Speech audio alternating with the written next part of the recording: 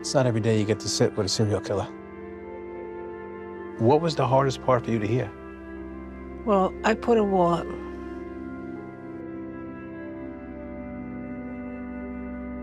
Heuermann is a demon that walks among us. A predator that ruined families. Did you feel you were sitting across the table from a stranger? No. When he started talking, he started feeling like that's the Rex I know. But I didn't want to see that one. I wanted to see the one I needed to see. Paint a picture for us of what it was like to walk into that room. He looked very nervous, very, very nervous. And I said to him, "So, Mr. Heuermann, I understand that you are confessing to me on these murders. Can you please tell me how many of these women did you kill?" He said 8. 8? Was there any hesitation when he said 8? No, he just told me the answer. He said I wasn't home during all of them. Were any of them killed in the house? He said yes, they were killed in his room downstairs. All except one.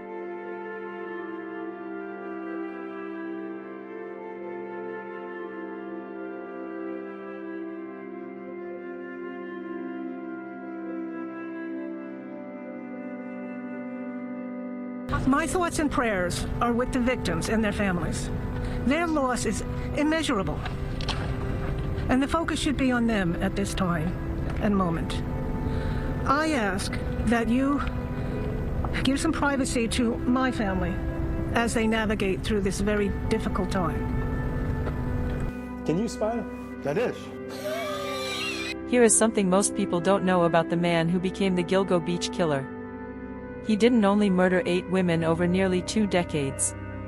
After he killed 24-year-old Melissa Barthelemy in the summer of 2009, he kept her cell phone.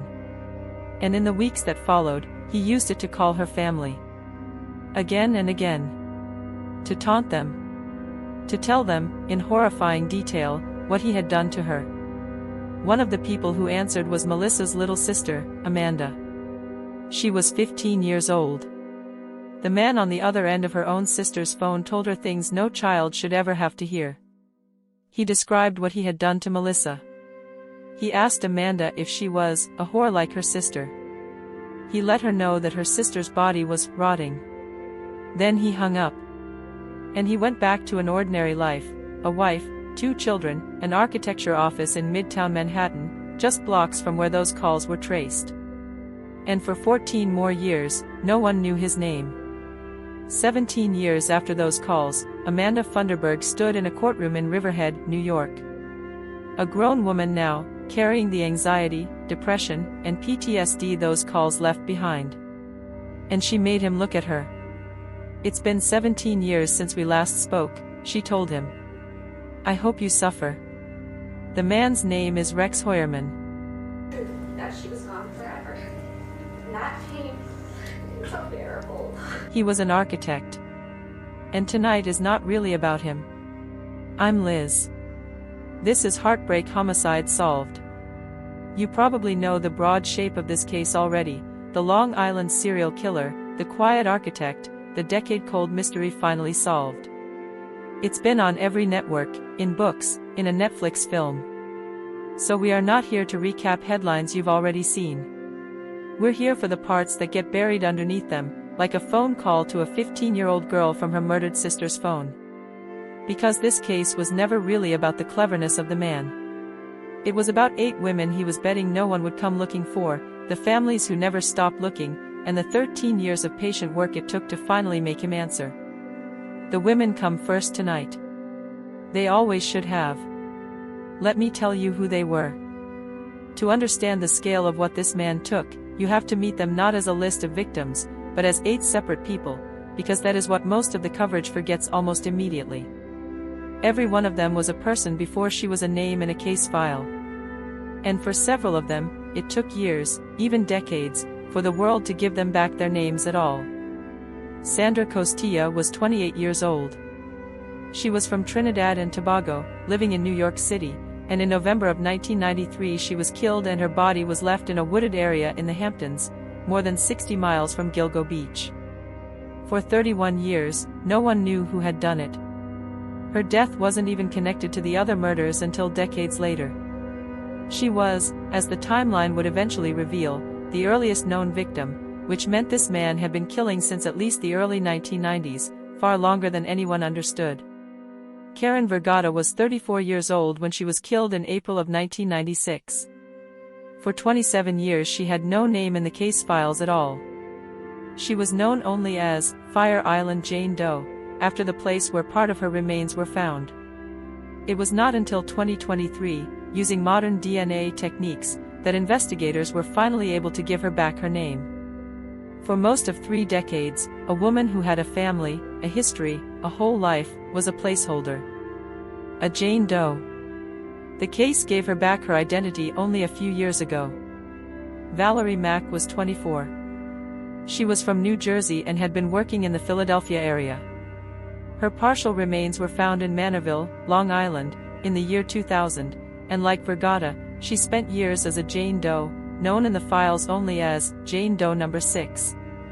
It took until 2020, and forensic genealogy, to identify her. 20 years.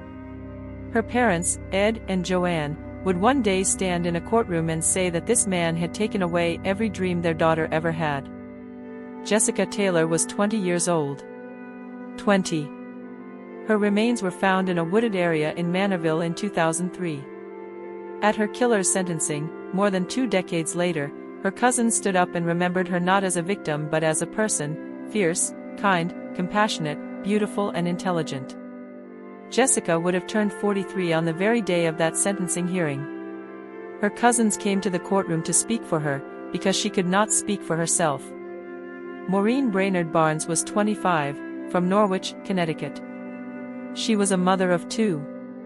She had worked as a seasonal telemarketer, and when she couldn't find other work, she turned to sex work to pay her mortgage. She had actually been out of that work for 7 months, until an eviction notice came, and she went back, because she was trying to keep a roof over her children's heads. She was last seen on July 9, 2007, saying she planned to spend the day in New York City. She never came home. Her 2 children were 7 and 1 years old when she disappeared. At the sentencing, her sister, Melissa Can, talked about the survivor's guilt she had carried for nearly 2 decades, the weight of wondering whether there was something she could have done. "It was a weight I carried everywhere," she said. Amber Lynn Costello was 27. She disappeared in September of 2010, after going to meet a client. And it would turn out, years later, that one of Amber's roommates had given investigators a description of a man, a particular client, an unsettling one, who called her incessantly, and who drove a distinctive truck. That description would matter more than anyone could have known at the time. Megan Waterman was 22. She disappeared from a motel in Hauppauge in June of 2010. She had a daughter, Liliana, who was a small child when her mother vanished. Liliana grew up, and at the sentencing, 16 years later, she described the moment she learned how her mother had really died. She found out by scrolling on her phone. "In an instant my world shattered," she said. "I have spent 16 Mother's Days without her." And Melissa Barthelemy, the woman we opened with, was 24. She disappeared in the summer of 2009.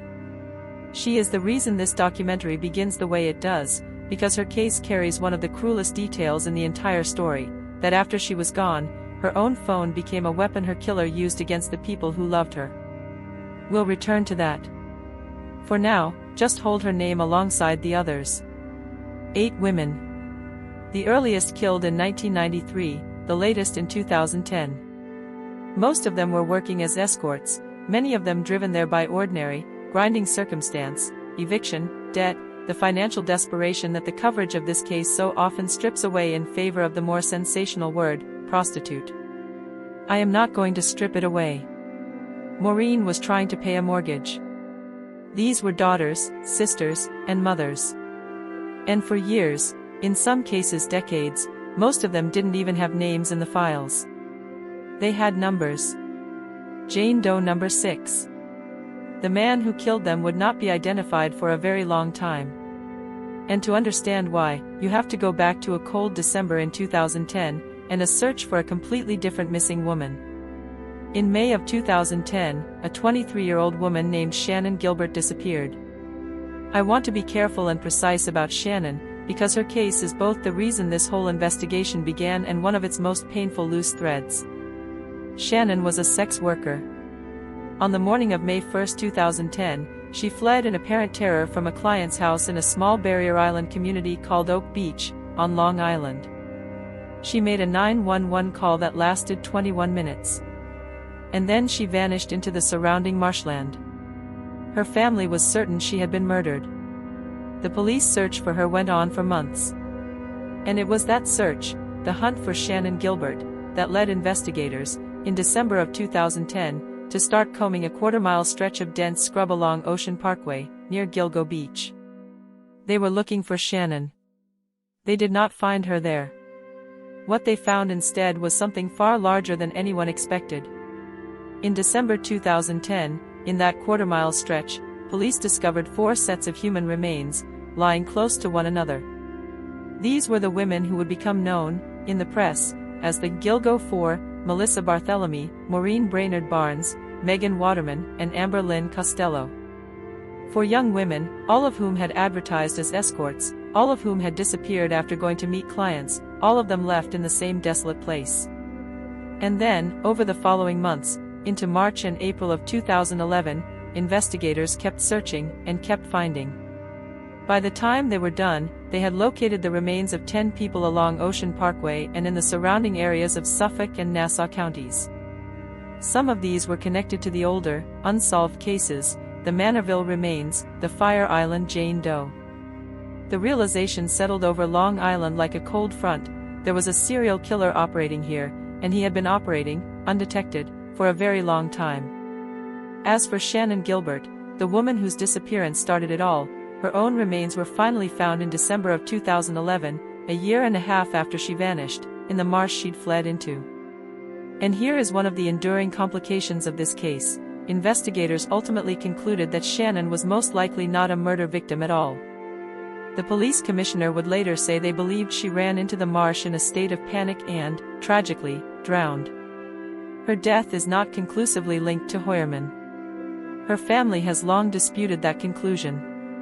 I'm telling you this plainly because it's the honest state of the record. The woman whose case opened the door to everything may not have been killed by the man this case is about. Both things are true, and the uncertainty around Shannon has never been fully resolved. But the discovery of those 10 sets of remains turned the Gilgo Beach murders into a national story. It became the subject of a best-selling book, of documentaries, eventually of a Netflix film. And for all that attention, for all the public obsession, the investigation went cold. Stone cold. For more than a decade. Why? This is worth sitting with, because it's part of what makes the eventual break so striking. The early investigation was, by many accounts, deeply troubled. The case spanned multiple jurisdictions. Some of the remains had been out in the elements for years, even decades, leaving very little usable physical evidence. The victims, because of the work they did, were in some cases not reported missing quickly, and were treated, by a system that has always undervalued women in the sex trade, as lower priority. There was institutional dysfunction in Suffolk County law enforcement during those years that has been well documented elsewhere. For a long stretch, the case simply did not move. The families waited. The years passed. And a killer who had already evaded capture for nearly 20 years remained free. Then, in early 2022, something changed. A new task force was formed, convened by the Suffolk County District Attorney, Ray Tierney, and the Police Commissioner, Rodney Harrison. And the thing they did, which seems almost mundane and is in fact the heart of this entire case, was this: they went back and actually read the old files. Carefully. With fresh eyes and modern tools. And buried in those files was a detail that had been sitting there, more or less, the whole time. Years earlier, one of Amber Costello's roommates had described a client of hers, an unsettling man, physically imposing, ogre-like, was the word that came up, who had phoned her incessantly. And crucially, this man had been seen driving a distinctive vehicle, a first-generation Chevrolet Avalanche. A dark green one. That was thread number 1. Thread number 2 had also been in the files. The original investigators had known, years before, that burner phones, cheap, anonymous, prepaid cell phones, had been used to contact at least 4 of the victims before they disappeared. Burner phones are designed to be untraceable to a person. But they are not untraceable to a place. Every time a cell phone connects to make a call, it pings a cell tower, and that ping records a rough location. And when the task force mapped where those burner phones had been when they contacted the victims, the locations clustered tightly, within an area of just a few blocks, in Massapequa Park, Long Island. And in Midtown Manhattan, where, it would turn out, a particular architect kept his office. Put those 2 threads together. A physically large, ogre-like man. A first-generation Chevrolet Avalanche. Burner phones pinging towers in a few specific blocks of Massapequa Park. The task force ran the vehicle description against registrations, narrowed by the geography, and in March of 2022, they had a name. Rex Heuermann. An architect. A man who lived in Massapequa Park, in the same blocks where those burner phones kept lighting up the cell towers. A man who commuted to an office in Midtown Manhattan, the other place those phones appeared. But here is the thing about a suspect. A name, a truck, a cluster of cell tower pings, that is enough to make you look hard at someone. It is not enough to charge them with murder, let alone convict them. The task force now believed they knew who the Gilgo Beach killer was. What they did not yet have was the one thing that could prove it beyond any doubt. They needed his DNA. And they couldn't just walk up and ask for it. So they followed him. For months through 2022 and into early 2023, investigators surveilled Rex Heuermann. And this is the part of the case that, to me, is genuinely the most fascinating, not because it's lurid, but because it's the opposite. It's patient. It's meticulous. It's the unglamorous, grinding reality of how cold cases actually get solved, which is almost never the way the movies show it. They watched his patterns. And they waited for the thing every surveillance team waits for, a moment when their suspect would discard something with his DNA on it, in a public place, where they could legally collect it. Because the law is clear, once you throw something away in a public trash can, you've abandoned it, and the police can take it. They don't need a warrant for your garbage. On January 26, 2023, that moment came.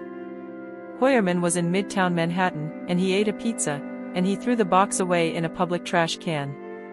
And the detectives who had been following him took that box out of the trash. Inside was a leftover crust. That crust went to the lab. And the lab extracted DNA from it. And then they compared that DNA to genetic material that had been recovered, years earlier, from a male hair found with the remains of Megan Waterman, the 22-year-old mother whose daughter, Liliana, would grow up to spend 16 Mother's Days without her. The result came back a match. I want to slow down here, because the science in this case is the part your typical coverage rushes past, and it shouldn't. Think about what these analysts were working with. Hair fragments, degraded ones, in some cases having sat exposed to the Long Island elements for years, even more than a decade. Getting a usable DNA profile off badly degraded hair is extraordinarily difficult. Hair often doesn't retain the kind of DNA that's easiest to test. The fact that investigators had preserved this material, and that the science had advanced to the point where it could finally be tested and matched, is the entire reason this case was solvable at all. The evidence had been waiting in storage for over a decade for the technology to catch up to it. And in 2023, it finally had. Before we go further, I want to stop for just one moment, because we've reached the part of the story where it matters who's telling it. When a case is this big, this covered, this documented, it's easy for a channel to just repeat the headlines you've already heard 100 times. That's not what we do here.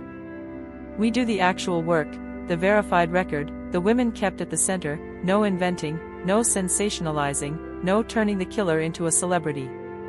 If that's the kind of true crime you've been looking for, then subscribing is the thing that lets this channel keep making it. That's the whole deal. If you want to be here for the next one, subscribe, and now, let's get back to it. Because the phones told the story we opened with. Investigators learned that Heuermann had used burner phones to contact the victims, and that those burner phones were active in the same areas where his personal phone was active. But the most chilling detail, the one that would have shocked even the most hardened investigator, was what he did after some of the women were dead. After Melissa Barthelemy was killed in the summer of 2009, Heuermann kept her phone. And prosecutors documented exactly what he did with it. Not one call. A series of them, across weeks, on dates investigators were able to specify: July 17th, July 23rd, August 5th, August 19th, August 26th. 5 times over the summer of 2009, this man picked up a dead woman's phone and called her grieving family to taunt them about what he had done. He told them horrifying things, details no family should ever have to carry. He described how he was letting her sister's body rot and how he had raped her. The youngest person to answer one of those calls was Melissa's 15-year-old sister, Amanda. And here is the forensic detail that ties it back to everything else. Those calls were traced to cell towers near his office in Midtown Manhattan. The same geography. The phone he used to torment a grieving family was pinging the same towers that would, years later, help investigators put a name to the killer. He killed these women, and then he reached out from beyond their deaths to torment the people who loved them, and in doing so, he left one more digital fingerprint in the same few blocks that would eventually undo him. With the DNA match from the pizza crust, and the cell phone records tying him to the burner phones and to those taunting calls, investigators finally had what they needed. On July 13, 2023, they arrested Rex Heuermann in New York City. He was 59 years old. They charged him, initially, with the murders of 3 of the Gilgo Four: Melissa Barthelemy, Megan Waterman, and Amber Lynn Costello. And then the case kept being built, piece by piece, through more of that same patient forensic work. In January of 2024, Heuermann was charged in the death of the 4th Gilgo Four victim, Maureen Brainard-Barnes. The evidence there is its own small, grim marvel of forensic science. A hair had been found in the buckle of a belt used to restrain her. That hair was tested, and it was a genetic match not to Heuermann directly, but to a female relative of his. Investigators needed to confirm whose. And so, in another piece of meticulous surveillance, they followed Heuermann's daughter and collected a discarded drink she threw away. The DNA confirmed the connection. The statistical likelihood that the hair belonged to someone in Heuermann's household rather than a random stranger was, according to court documents, on the order of trillions to 1. Then, in June of 2024, 2 more charges: the 2003 killing of 20-year-old Jessica Taylor, and the 1993 killing of 28-year-old Sandra Costilla. A hair found beneath Jessica Taylor's remains was linked to Heuermann. And Sandra Costilla's case, you'll remember, pushed the whole timeline back to 1993, establishing that this man had been killing for far longer than anyone had originally believed. The case that prosecutors built over those 2 years was, by their own account, enormous. District Attorney Ray Tierney described using the power of the grand jury to issue more than 300 subpoenas and search warrants. They searched Heuermann's home, the dilapidated Massapequa Park house he'd bought from his own mother in 1994, for the better part of a week. And on his devices, investigators reported finding deeply disturbing material, evidence that he had searched the internet at least 200 times for news about the status of the investigation itself. Watching, essentially, to see if they were getting close. He searched for, why hasn't the Long Island serial killer been caught, and, mapping the Long Island murder victims. He searched for the names of the victims and their relatives. He was following his own case, reading about himself while the net was closing.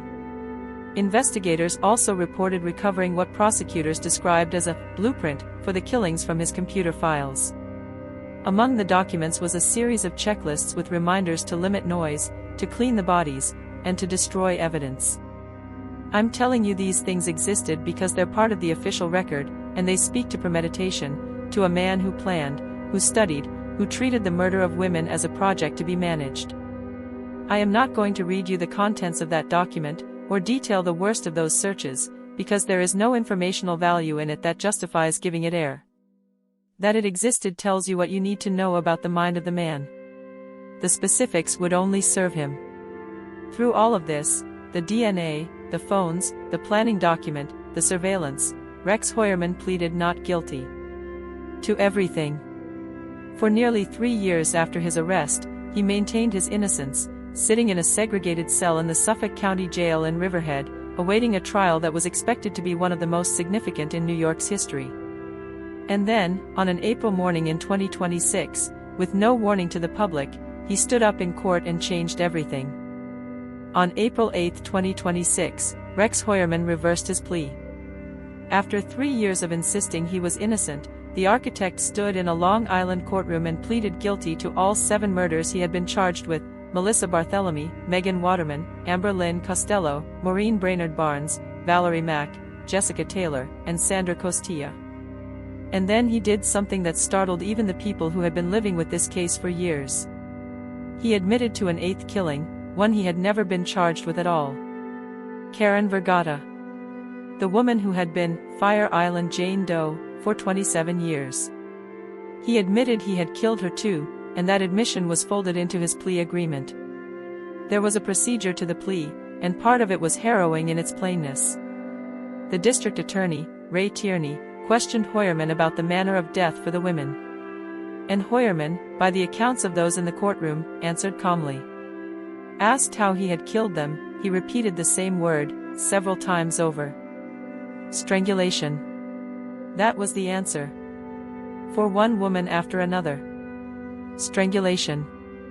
He said it without apparent emotion, in a courtroom full of people who had spent years, in some cases decades, not knowing for certain what had happened to their daughters and sisters and mothers.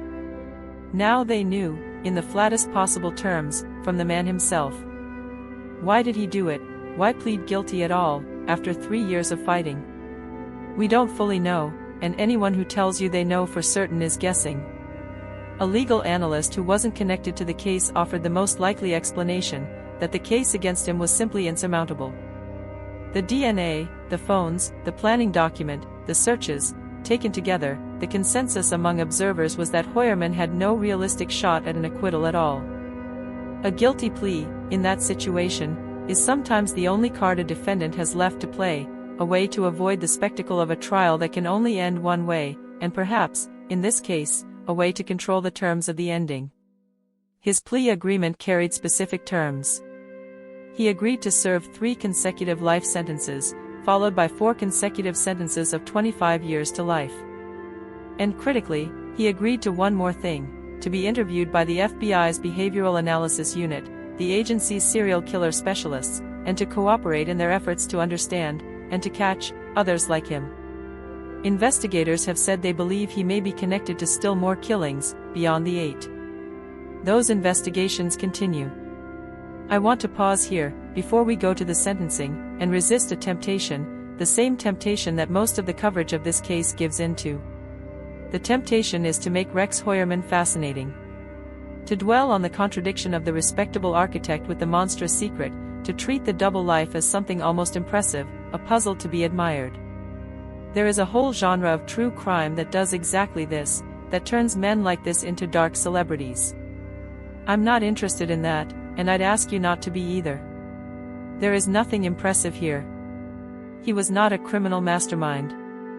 He was a man who preyed on women he believed no one would look for too hard, women on the margins, women society had already half discarded, precisely because he calculated that their deaths would not be investigated with full force. And for a long time, tragically, he calculated correctly. He wasn't caught because he was brilliant. He was caught because a group of investigators finally decided these women's lives were worth the patience it took.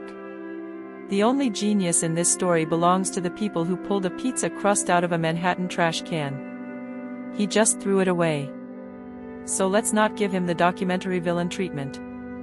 Let's go to the courtroom, where the people he actually wronged got to speak, and where, for once, they were the ones in control of the room. June 17, 2026.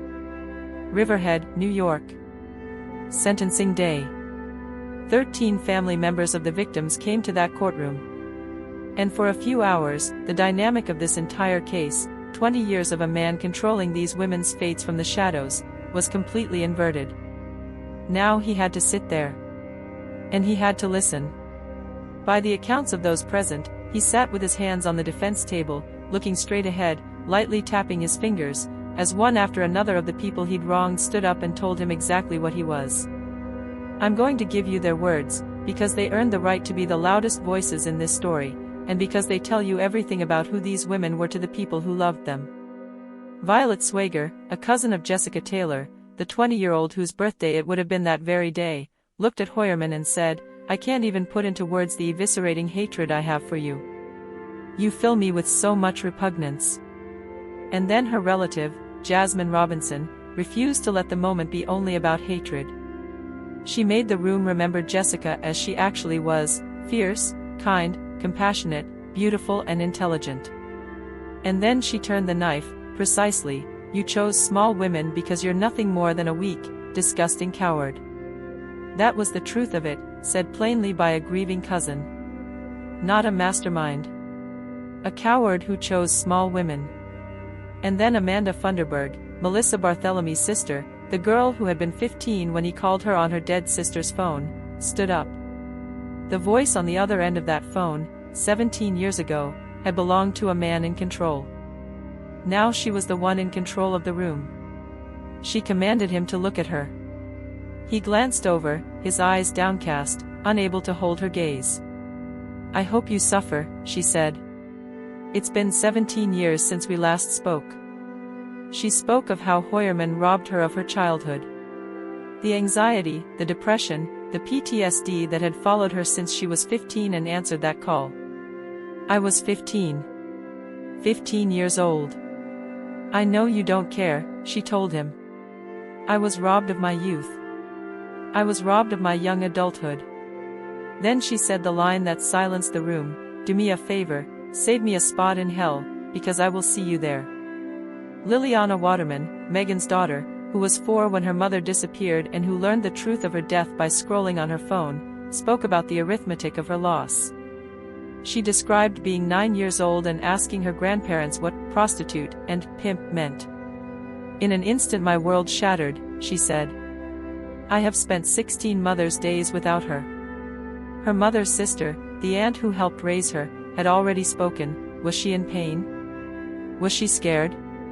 Maureen Brainard-Barnes' sister, Melissa Can, spoke about the survivor's guilt she had carried for almost 20 years, the weight of wondering whether she could have done something to protect her sister, the mother of 2 who went back to dangerous work to keep her children housed.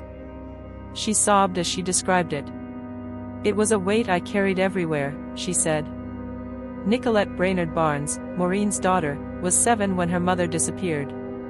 She acknowledged that her mother was a sex worker, which she said led her name to be slandered. "Like every sex worker, my mother was an entire human being," she said. "I was a little girl and I needed my mom. She was nearly 2 years older than her mother would ever be." Valerie Mack's mother, Joanne, told the killer that her daughter had dreams, and you took them all away from her. And then she said the line that, more than any other, captured the whole day: "Justice has been done, but it can't replace what has been taken."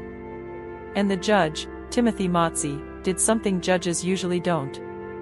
He abandoned the customary neutral remove of the bench.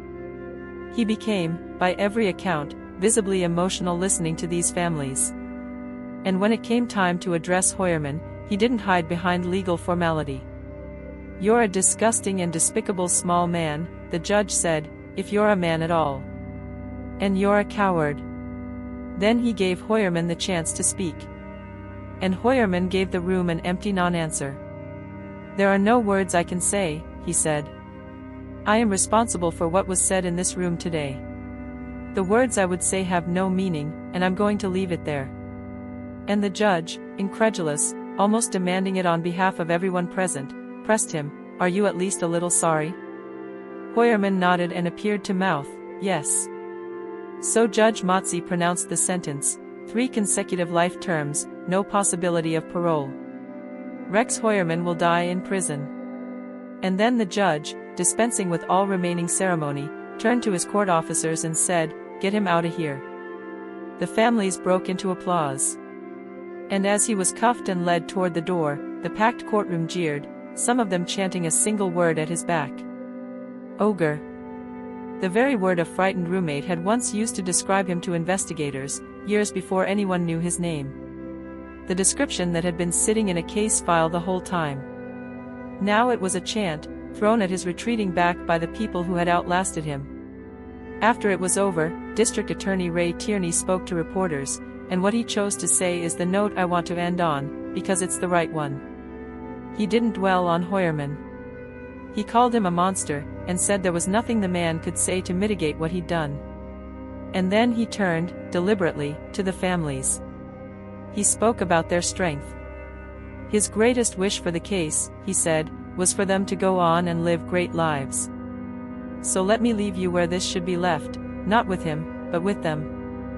For 13 years, this case was cold. For much longer than that, some of these women were nameless. Jane Doe number 6, Fire Island Jane Doe, numbers in a file, women the world had been willing to overlook in life and was content to overlook in death. The reason this case was solved is that, eventually, a group of people decided that was not acceptable. That a woman trying to pay her mortgage, a mother of 2, a 20-year-old, a young woman far from the home she'd left in Trinidad, that each of them was worth the years of patient, unglamorous, brilliant work it took to find the man who killed them. They preserved degraded hair for over a decade until science could read it. They read the old files until they found the ogre and the green truck.